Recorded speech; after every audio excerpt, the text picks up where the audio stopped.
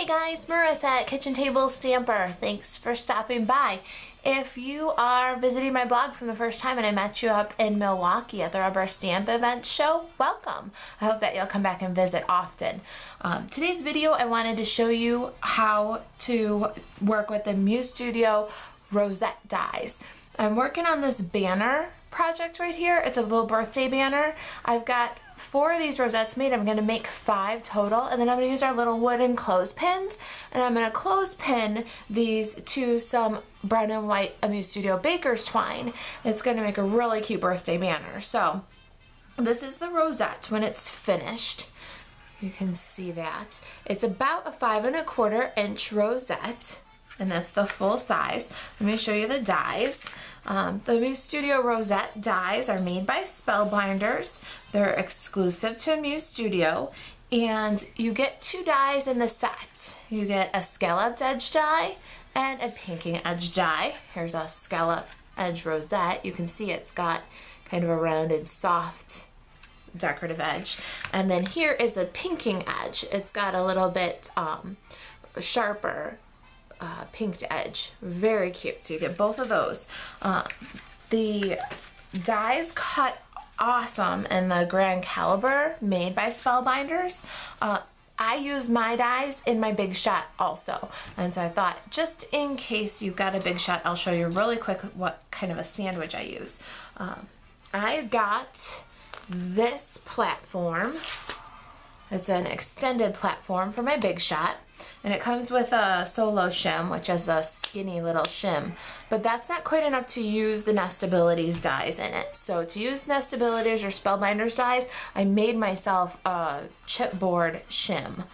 And this is just several layers of chipboard. I actually used cereal boxes all glued together. So when I run this through my machine, I use the cardboard shim and then, or really a chipboard shim, and then the extended cutting platform.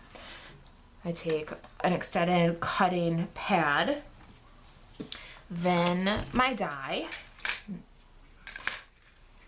I lay the paper over the top of that, face down. So it would be this way, face down. I lay the sheet of cardstock and then the other extended cutting pad, and I can run that right through my Big Shot. You can too. So this will work in the Big Shot. I've used it in the Big Shot. It also works in the Grand Caliber, which is an excellent die cutting machine. I do have friends who use it in the Cuttlebug, but I don't have a Cuttlebug, so I can't advise you to exactly which sandwich to use. If that's information that you need, I can talk to some people that use this in the Cuttlebug and post that later on. Just leave it in the comments if you need that information. Okay, so here's the dies, and this is the cutout that you get.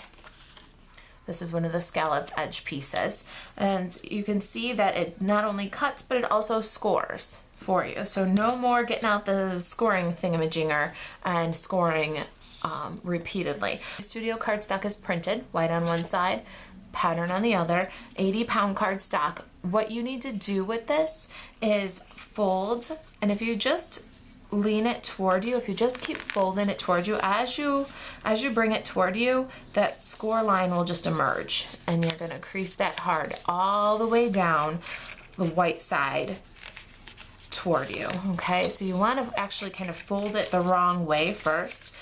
We've talked about why you do that. You fold it the wrong way because when you give it that good hard crease, all of that cracking and stretching happens on the white side, and then it'll leave your pattern side, the colored side of your rosette, with no cracking, no peeling, no stretching, and you get really nice crisp mountains and valleys that aren't distressed looking at all. So once you've folded it all toward yourself, all white, it'll look like this.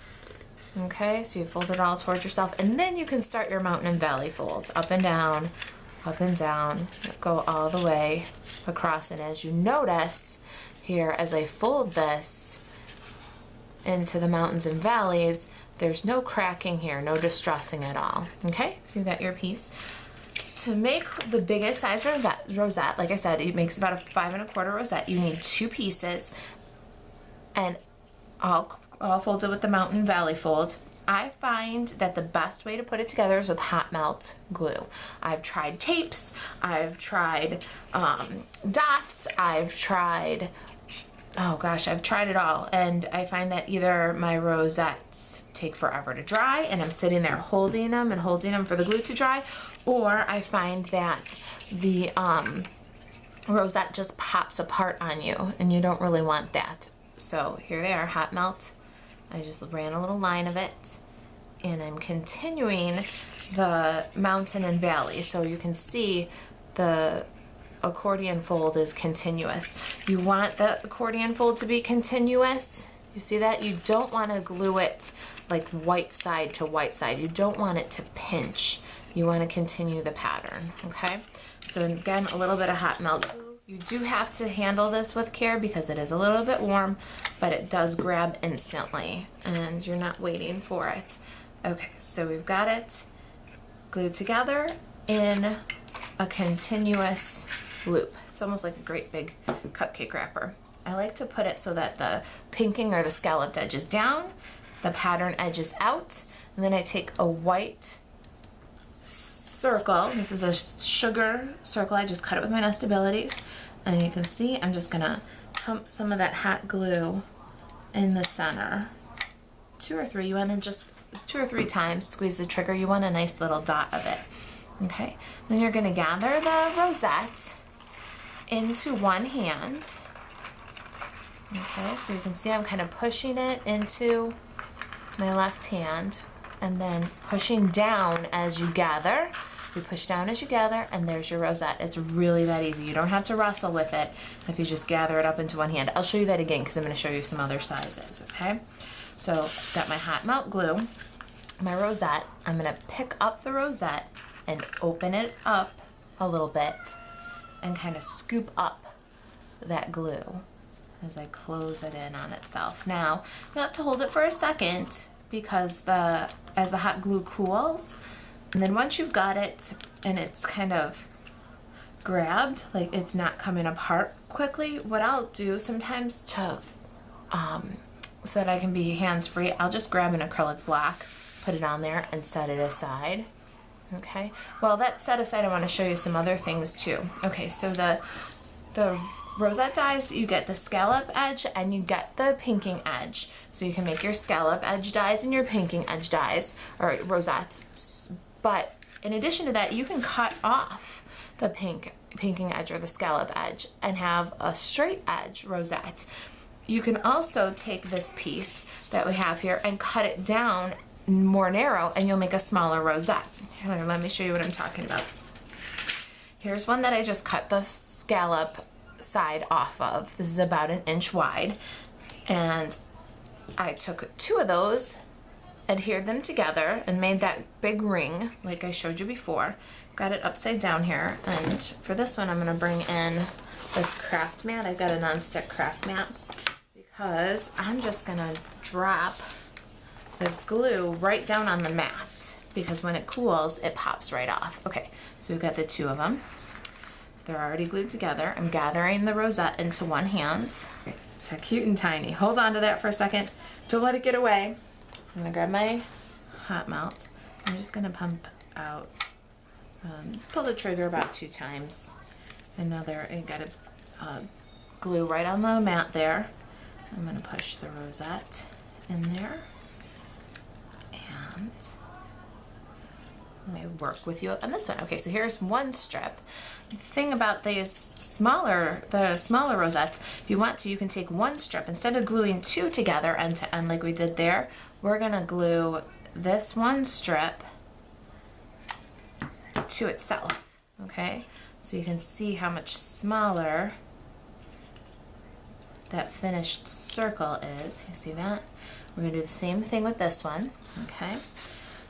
Kind of gather it up into one hand and push down.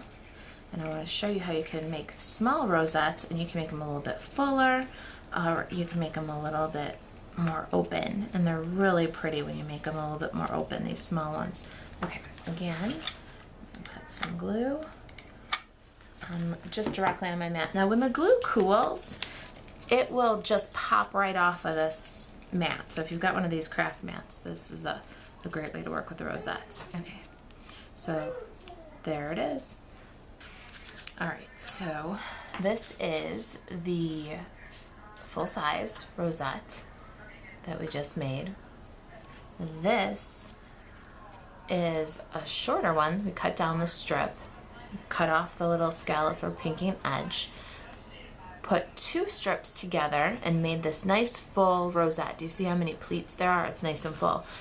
This one, we took that same size or that same width strip and then glued it end to end to itself. And do you see how open it is? Less pleats. It's not quite as full as the other rosette. You can stack these guys up. You can make smaller ones, larger ones. They're just great fun for decorating gift bags or packages, making ornaments. I'm gonna be showing on the blog real soon a wreath and a centerpiece. The banner that I'm working on over here, I wanted to just bring this little guy back in and show you. I'm going to finish this one very similar to the pink one to complete my garland.